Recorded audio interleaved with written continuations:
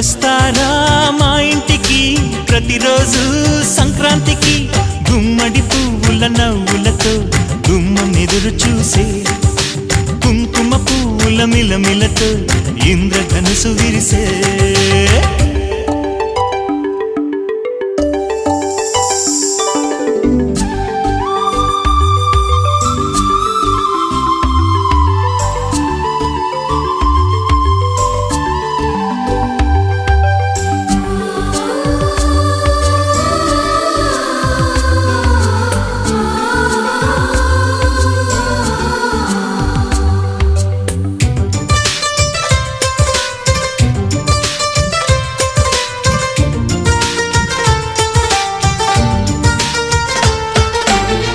ఖుషి తోటలో